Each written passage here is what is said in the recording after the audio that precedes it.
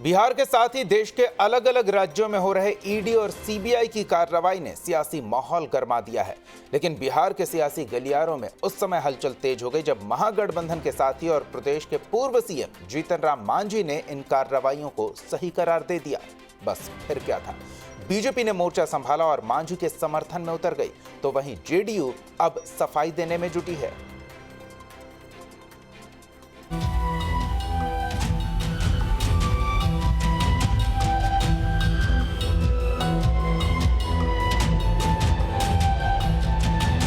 देश में चुनावी मौसम नजदीक आ रहा है, लिहाजा सियासी बयानबाजियों का दौर भी तेज हो गया है। एक तरफ मिशन 2024 के लिए सीएम नीतीश कुमार ने कमर कस ली है, तो वहीं बीजेपी लोकसभा के साथ बिहार विधानसभा चुनाव में भी कमल खिलाने की कवायद में जुट गई है। नतीजतन दोनों ही पार्टियों के बीच सियासी रार शुरू हो चुका है। इस बीच देश के कोने कोने में होने वाली ईडी और सीबीआई की ताबड़तोड़ कार्रवाई ने सियासी सरगर्मी की चिंगारी को और हवा दे दी है। महागठबंधन की सरकार जहां इसे बीजेपी का चुनावी अस्त्र बता रही है, तो वहीं बीजेपी कार्रवाई को सही ठहराने में जुटी है। लेकिन इस बयानबाजियों के बीच महागठबंधन के साथी और बिहार के पूर्व सीएम जीतन राम मांझी के बयान ने सभी को चौंका दिया है। दरअसल मांझी ने महागठबंधन की लाइन से अलग हटकर इन कार्रवाइयों को सही ठहराया है। इतना ही नहीं, उन्होंने जेडीयू और आरजेडी को भी आड़े हाथ ले लिया। और कुछ पदाधिकारी ऐसे हैं जो सिर्फ और सिर्फ अपना इंटरेस्ट में काम करते हैं, और इस दृष्टिकोण से अगर ईडी है चाहे ईयू है, जो भी हो, बिहार में एक्टिव होकर के अगर वो काम कर रही है वो एजेंसी, तो मैं समझता हूँ इसमें बुरा क्या है। होना चाहिए।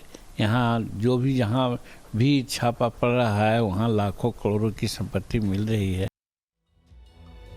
ईडी सीबीआई की रेड को लेकर जीतन राम मांझी के बयान ने बिहार के सियासी गलियारों में हलचल तेज कर दी है। एक तरफ जहां बीजेपी खुलकर मांझी का समर्थन कर रही है, तो वहीं दूसरी ओर महागठबंधन सरकार बयान पर सफाई देने में जुट गई है। बिहार में भ्रष्टाचार व्याप्त है। श्री जीतन राम मांझी जी ने ठीक ही कहा है।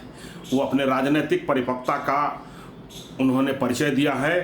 वो एक बहुत पुराने नेता हैं और उन्होंने ठीक ही कहा है कि बिहार में भ्रष्टाचार व्याप्त है। यह कंठ में बिहार सरकार भ्रष्टाचार में डूबी हुई है और सीबीआई, ईडी और इनकम टैक्स ठीक काम कर रही है। इस देश में सीबीआई, इनकम टैक्स और ईडी जो है भ्रष्टाचार पर अंकुश लगाने के लिए ठीक से काम कर रही है। ये भ्रष्टाचारियों पर नकेल कसती है और देश के संविधान के तहत ये काम करती है। ये भ्रष्टाचारियों को डर है, काला धन जमा करने वाले को डर है, घोटालेबाजों को डर है। श्री जीतन राम मांझी जी का ये बयान स्वागत योग्य है। देखिए, सवाल ये उठता है कि कार्यशैली में कहीं न कहीं जो बदलाव आ जाता है उससे सवाल उठते हैं। अगर आप सही में जिसके पास धन और संचित किया हुआ, अगर आप उसके यहाँ छापा मारते हैं और धन बरामद करते हैं, तो लगता है कि आप सही कार्रवाई कर रहे हैं। परंतु जहाँ कुछ न हो और खामखा परेशान करने के लिए आप बुलाना और उनके पूछताछ करना, ये लग रहा है कि कहीं न कहीं राजनीतिक इसका फायदा उठाया जा रहा है। केंद्रीय एजेंसियों की कार्रवाई पर भले ही महागठबंधन के सहयोगी हम का अपना स्टैंड हो, लेकिन आरजेडी और जेडीयू का स्टैंड बिल्कुल क्लियर है। महागठबंधन की दोनों पार्टियों ने कार्रवाई को लेकर केंद्र के खिलाफ मोर्चा खोल दिया है। राजधानी दिल्ली में हुई आरजेडी के राष्ट्रीय अधिवेशन में भी इसका नजारा देखने को मिला, जहां पार्टी सुप्रीमो लालू यादव ने तो छापा मारने वालों को छाप देने की चेतावनी तक दे डाली। लालू से पहले प्रदेश के डिप्टी सीएम तेजस्वी भी केंद्र पर बरस चुके हैं। और पूरा टाइम हम इसमें लगाएंगे, खपाएंगे और हम इस दिशा में काम ही कर रहे हैं। जब काम शुरू किया तो उधर सीबीआई का फरमान चलाया। जब जब हम लोग उठते हैं तब तक ये लोग ईडी और सीबीआई का छापा मारो। छापा से हम लोग डरने वाले हैं क्या?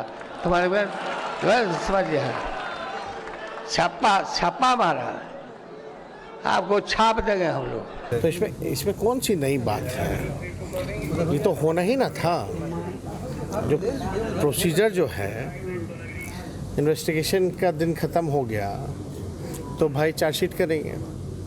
और जब भाजपा हार जाती है, अब तो जो महागठबंधन बना है और जो नई सरकार नीतीश जी के नेतृत्व में बनी है, अब तो बीजेपी का आता पता है नहीं, 2 जगह बाई इलेक्शन है तो चार्जशीट तो होना ही था। बहरहाल रिट पर सियासी बयानबाजियों का दौर जारी है। अब देखना दिलचस्प होगा कि आगामी चुनाव में इन बयानों का वोट बैंक पर कितना असर पड़ता है। Bureau report, news state, Bihar Jharkhand.